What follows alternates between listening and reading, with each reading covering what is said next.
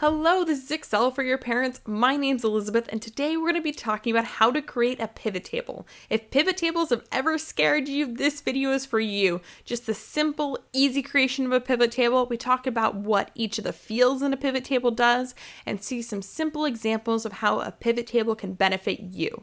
Follow me over to my computer for more. Now that we're on the computer, let me just start by introducing you to our data today. So this table I have here is from internet sales. So we have quantity, we have sales amount, we've got the ship date, we got a sales order number, we got the product name, and we have the country of the sale.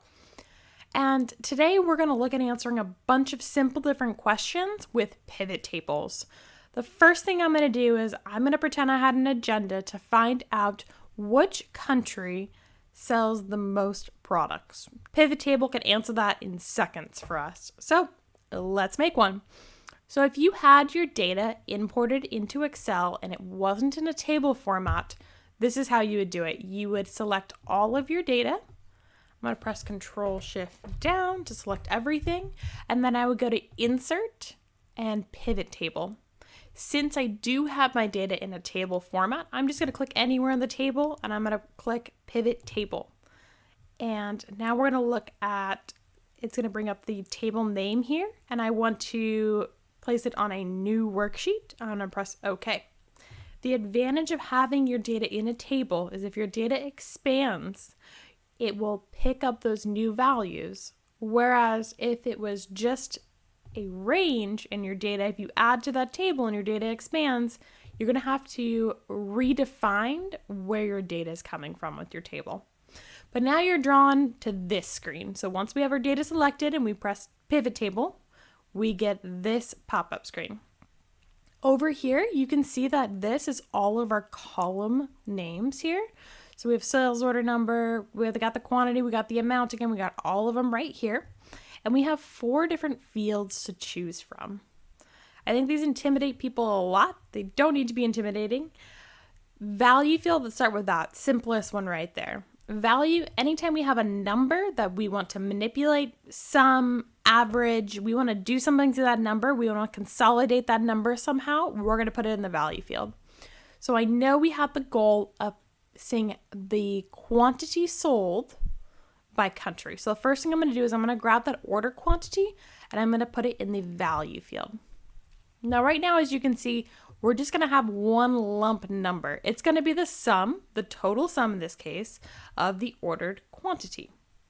Pretty simple, pretty easy. If I went back to my sales table and I wanted to just sum this really quick and I just wanted to drag this down, on the order quantity, drag this down, as you can see, my sum is going to be 60,398. If I go back here, I can see 60,398. Now I want to see this summation by country. So what I'm going to do is I'm going to grab this sales country and I'm going to put it in the rows or the columns. It's actually how you want to see the data. Most commonly, I'm going to put it in a row. A lot of people tend to put this in a row, but I'll show you how both of them work. So I'm going to grab sales country. I'm just going to drag down and drop in the rows. And just like that, we have quantity sold broken out by country. Super simple way to answer some questions.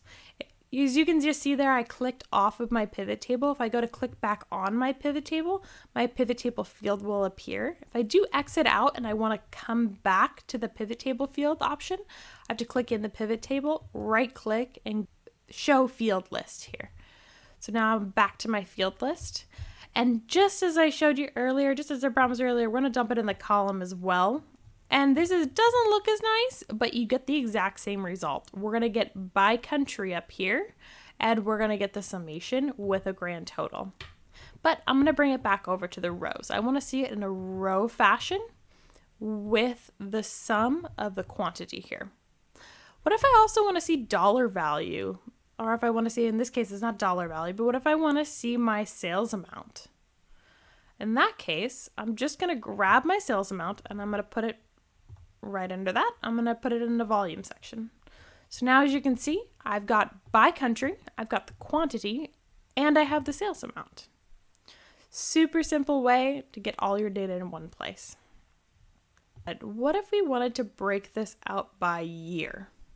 I have a date column right here. Let's try and do this. So I'm gonna make it simple. I'm gonna make it easy. We're gonna delete one of these columns. I'm gonna click on this and I'm gonna scroll down where it says remove field. And now I'm just back to the countries and the order quantities. But I want to add date in there. I want to see by year what the order quantities are. So I'm going to take this ship date field and I'm going to drop it right in front of the country because I want to see the ship date first. Now you can see it just did a bunch of funky stuff. So now we have a quarter in there and we have a year in there and we got a month in there, but all we had over here was just simple dates. Excel automatically groups dates together when you dump it in a pivot table. First thing I'm going to do, I'm actually going to undo all of that. I'm going to undo what Excel just did for us. So I'm going to click on this date. Anywhere on these dates, I'm going to right click and press ungroup. Now we're back to just individual days. Well, we don't really want that. That's not very helpful for a summation. So I'm going to click again on this date. I'm going to right click. I'm going to press group this time. Now Excel recognizes these as date values. So it's asking us, well, how do you want to group it? In this case, I want to group by years. I don't want to group by month. So I'm going to unclick month and I'm just going to go years.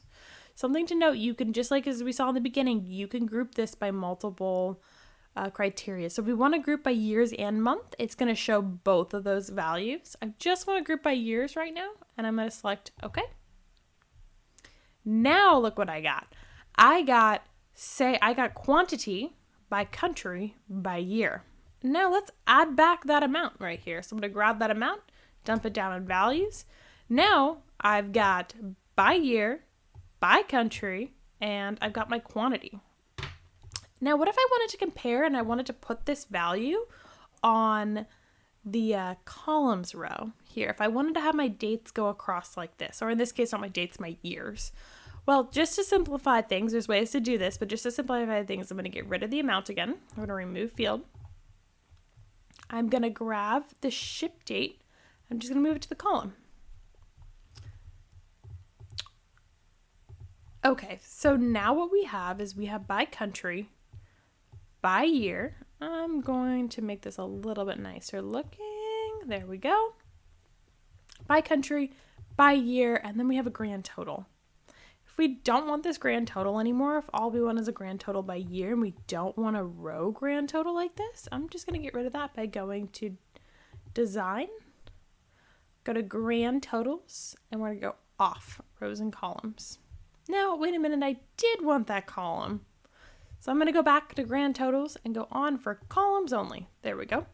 So now I can see my grand total sales quantity by country by year.